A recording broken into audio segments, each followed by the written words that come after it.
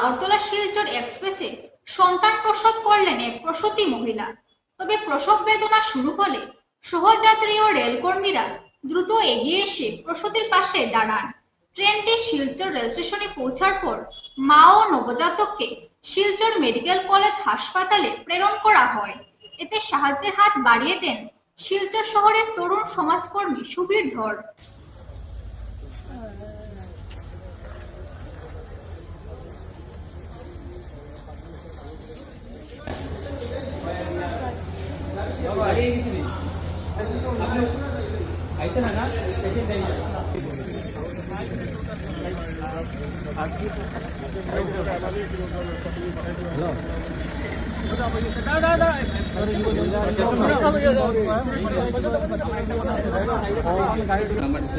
আমিও আইসি আর লগে একজন যাত্রী আসলাম, দিদি একজন, তাই নিয়েই বাচ্চাটার প্রসব করবার সময় খুব হেল্প করতেন।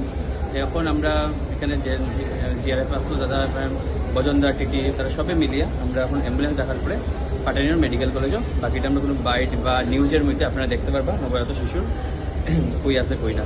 নমস্কার, এখানে লাইভটা শেষ করলাম।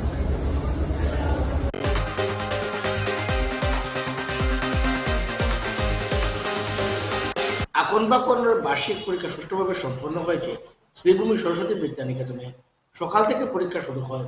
প্রায় 400 জন ছাত্রছাত্রী অঙ্কন প্রতিযোগিতায় অংশগ্রহণ করে। পরে এ নিয়ে সাংবাদিকদের সামনে বিস্তারিত তুলে ধরেন অঙ্কন শিক্ষা প্রতিষ্ঠান আকনবাকনের কর্ণধার গৌতম চক্রবর্তী।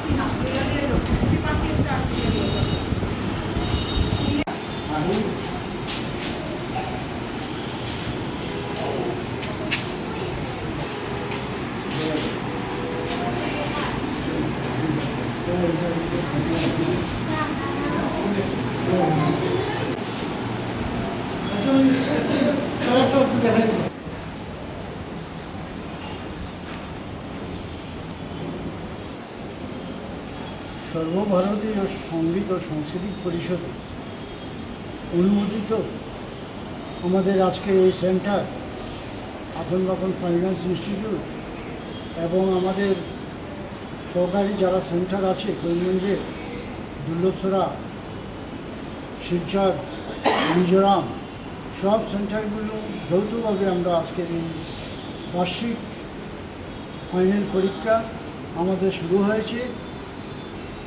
সর্বমোট ছাত্রছাত্রীর সংখ্যা হবে আমাদের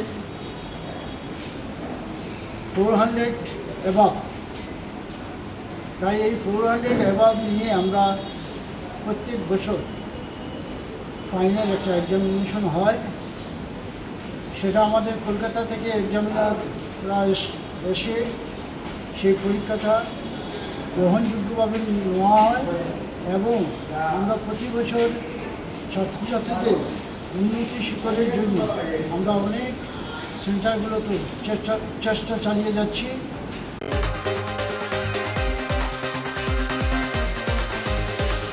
নিয়ে নিচ্ছে একটি বিজ্ঞাপন বিরতি, সঙ্গে থাকুন। নমস্কার।